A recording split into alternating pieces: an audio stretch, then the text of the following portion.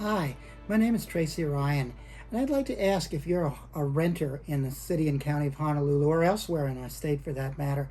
As you know, the rents in Hawaii are very high, and many people are forced to work multiple jobs just to survive here.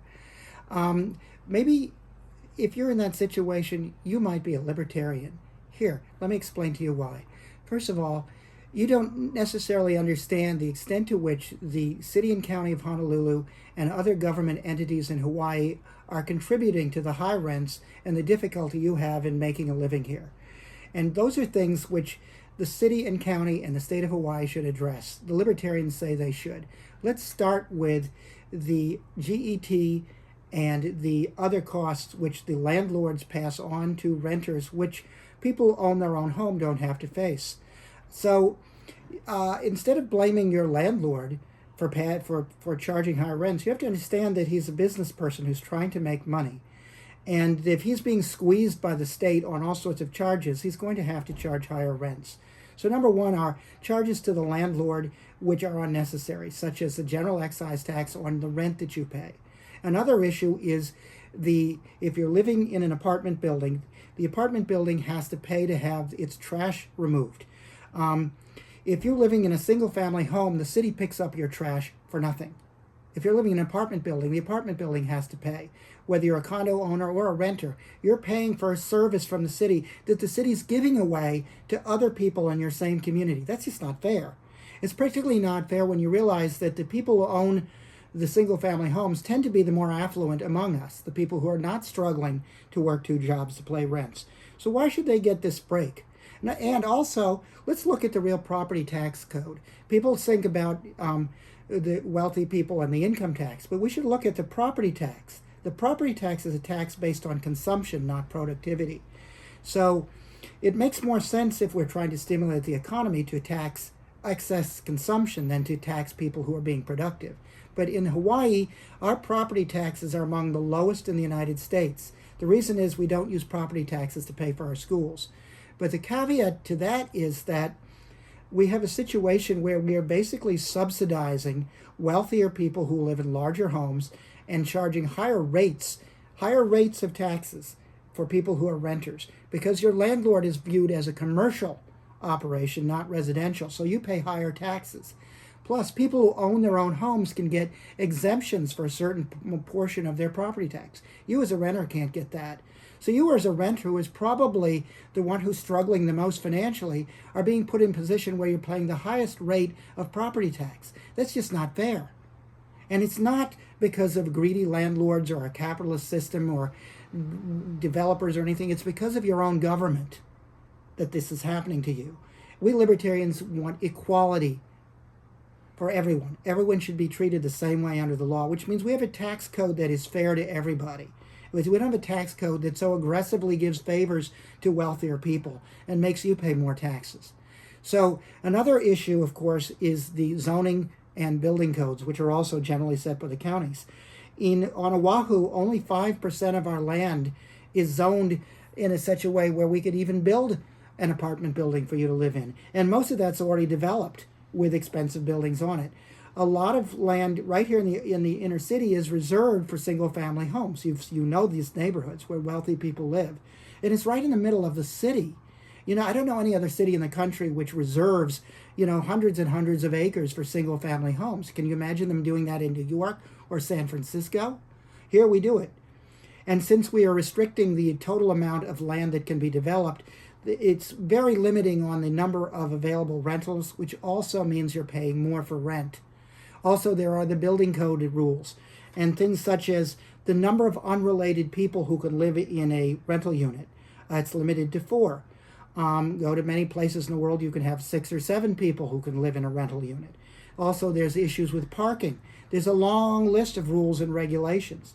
And finally, there is the difficulty in getting through the permit process for anyone to build an affordable housing unit to begin with. This is why when developers are developing things, they tend to build high-end, expensive things. It's not because they're trying to make profit at your expense. It's because the government's taken all the profit out of making affordable units. Used to be profitable. That's why so many affordable units exist in Hawaii today that were built in the 60s and 70s.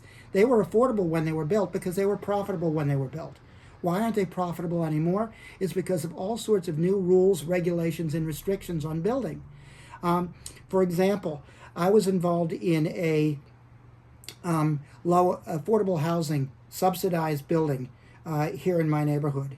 And it took 2 years for the developer to go through the permit process, and they had to go through 13 different government agencies all to sign off on this process. That 2 years of having that land not ready to build on is an enormous cost to the developer, which the only way they can receive their profit is to pass it on to the people who ultimately live in that unit.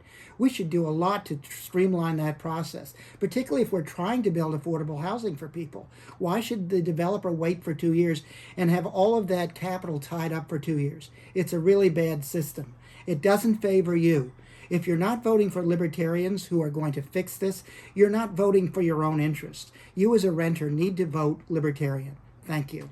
Did you know that passing around a marijuana cigarette at a party is felony distribution? No, it's felony distribution. The word distribution is important. Okay. That's distribution. All right. These prisons are overflowing with people and costing us lots of tax money. Hi, my name is Tracy Ryan. I want to ask you a question. Have you ever been involved in the sex industry, prostitution at all? Are you a man? Maybe you've visited a sex worker. Are you a sex worker? Have you sold sex? Maybe you've had a bad experience in the sex industry and been sex trafficked or had abuse. Well, I want to tell you that you may well be a libertarian if this is how you have experienced this. And let me explain why. First of all, the Libertarian Party is one that recognizes individual rights. So we would support the right of any woman, transgender woman or man or anyone else to choose to sell sex in order to make their living.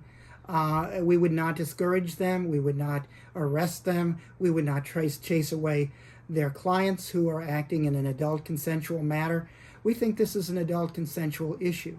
However, that does not mean that we would sanction any kind of abuse, control, manipulation, violence, or anything else. People who are being controlled or sex trafficked are not voluntarily working in this industry.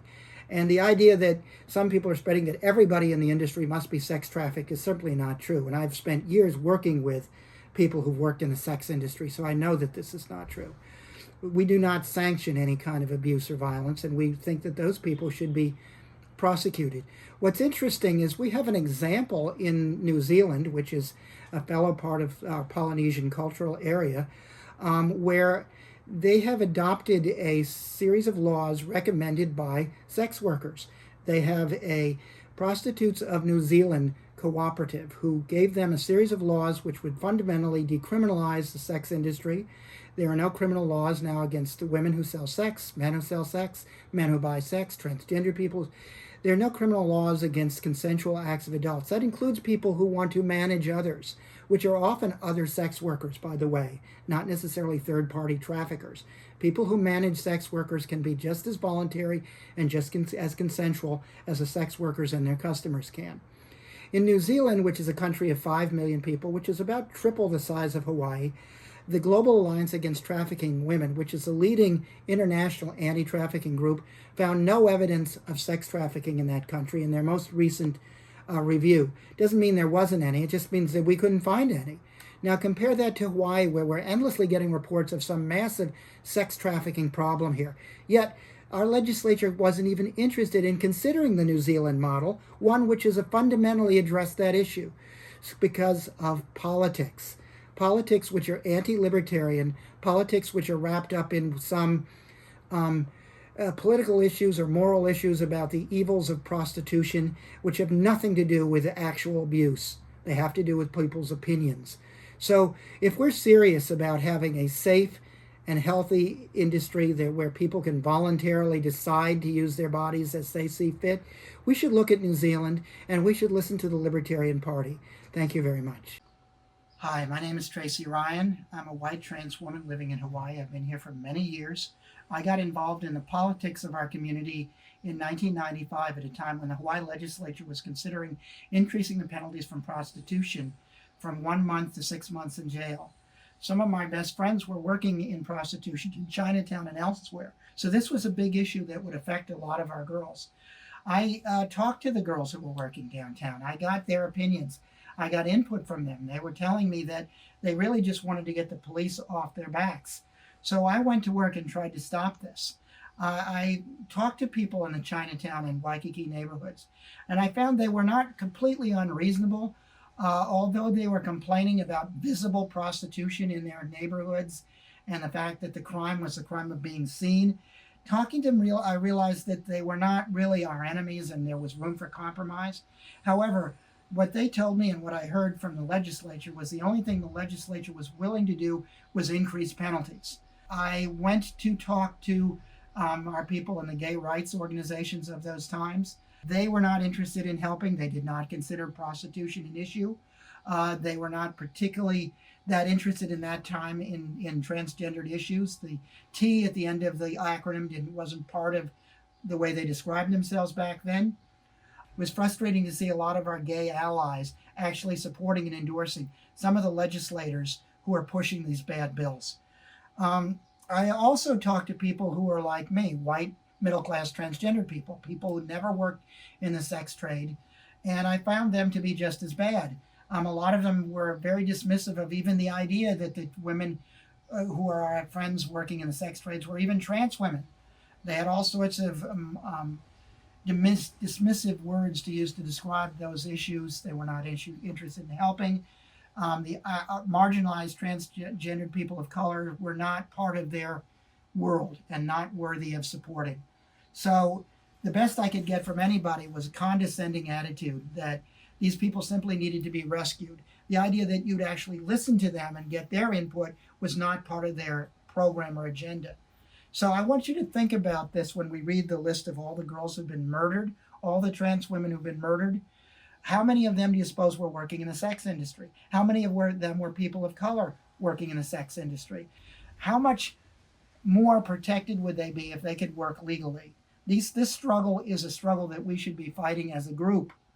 I know a lot of people in the sex workers' rights movement. Now, that movement was founded by white, cisgendered women, people who were escorts. They bent over backwards to have diversity. So now we see in that movement a lot of women of color, a lot of trans women of color. In fact, the trans women of color are often in leadership positions in the sex workers' rights movement across the country and across the world.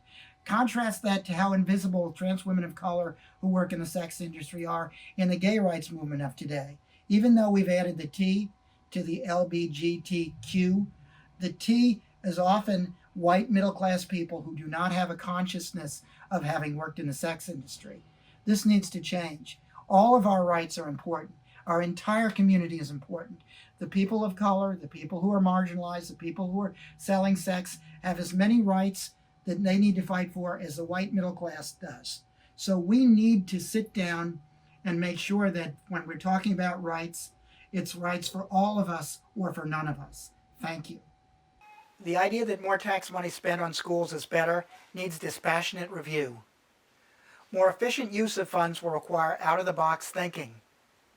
Voucher systems, homeschools, microschools, online schools, all may provide education for less.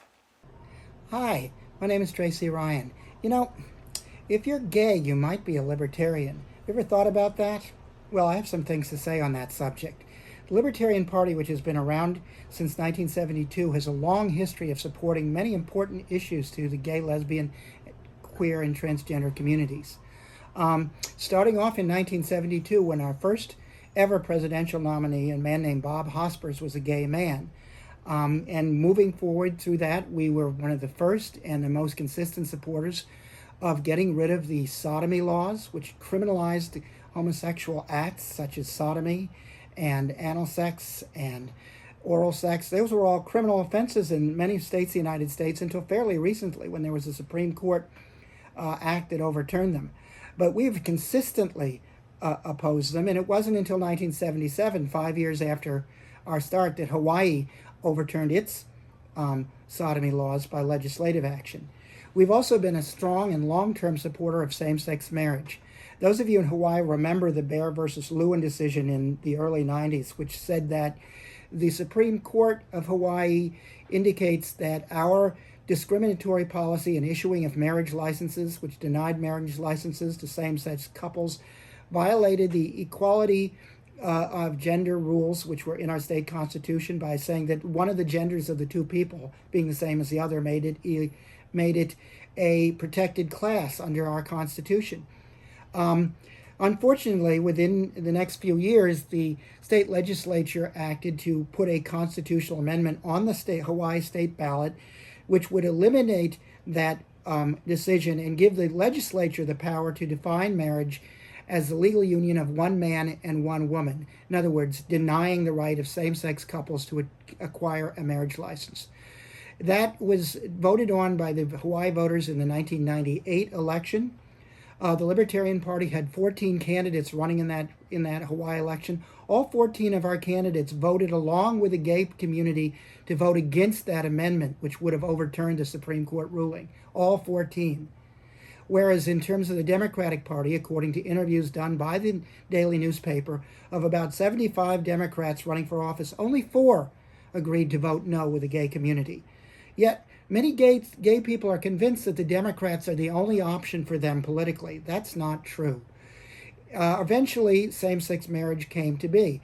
But even before the Supreme Court ruled in favor of it, our candidate for president in 2012, a man named Gary Johnson, the former governor of New Mexico, came out at our convention and publicly stated he believed same-sex marriage was a constitutional right. 3 days later, Barack Obama, who is running for re-election, came out and said essentially the same thing. Cause and effect? I don't know. But the fact is the Libertarian Party has pushed the envelope for gay rights, and the Democrats have come along behind when we've been pushing the envelope. I was one of the first openly transgender people to run for office in the state of Hawaii. I may have been the first. In 1996, I ran for the state Senate. I ran as a Libertarian. I ran because this was the party that supported the transgender community who was being attacked by our criminal prostitution laws, and nobody else would stand up for them. And I did fairly well. And I feel that my terms of involvement in this political party have been very rewarding. We've had a lot of state chairs around the country who are GLBT people. We've always been friendly to this community. We have had good records on sex worker rights and other things which are important to transgender people. So I would urge you to consider the Libertarian Party next time you vote. It's probably 6 minutes.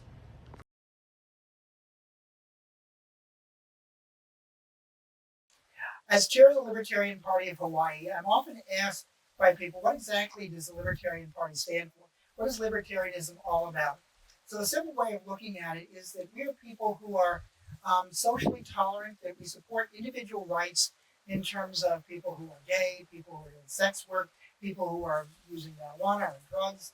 But on the other hand, we're protecting your right to engage in commerce, to engage in free enterprise, to make business contracts and arrangements with people based on the consent of adults. We don't believe that you should be able to force people to do things. We don't believe you should be able to defraud people in your business doings.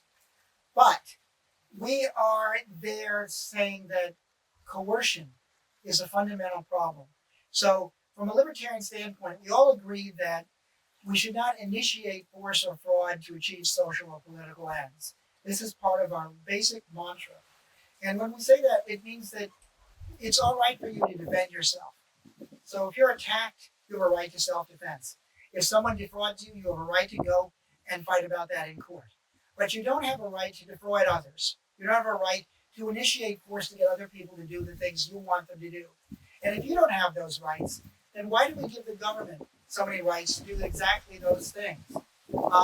Merely because there's a constituency within the voting population that says we should pass a law to make those people over there do things the way we want them to. When those people are consenting adults and not harming anyone, we strongly disapprove of that. We believe all people have rights, all people have equality before the law, and it's the government's job not to pick one side and force another side to do things their way. The government's job is to be neutral. So For example, let's say you were looking at a baseball game. You know, the baseball game, each team has a manager. The manager makes all sorts of decisions about who's going to play, what's going to happen, who the pitchers are, all these things. The manager is managing, telling people what they're supposed to do.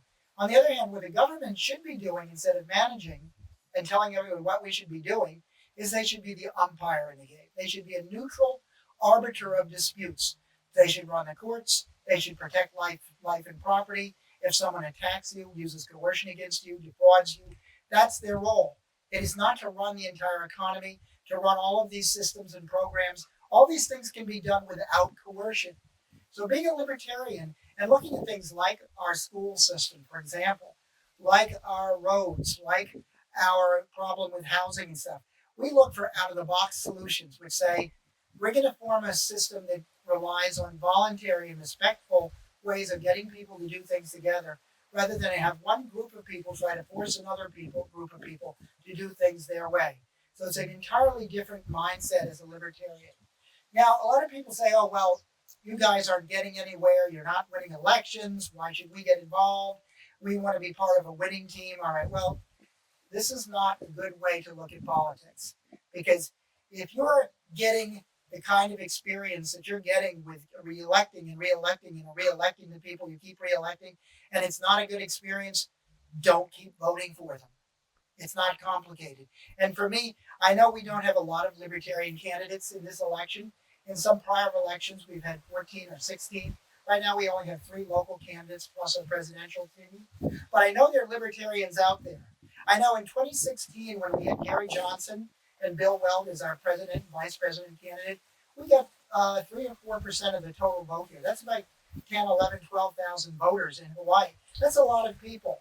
If a fraction of you came forward and said, I want to get involved in this libertarian movement, I want to make a difference, I want to stand up on principle and say, I'm not just interested in screaming at the TV about things that are wrong. I'm not just willing to sit back and allow bad things to happen in my community. I'm going to stand up and do something. I'm going to get involved in the Libertarian Party. Then you'd see a very different situation. You'd see a lot more of our candidates. You'd see a lot more of them getting elected. Right now, we have one really, really wonderful, strong candidate in the 20th Senate District. Her name is Fina Banoan, the girl with the pink hair. So we want you to be in the pink in this election and vote for Fina.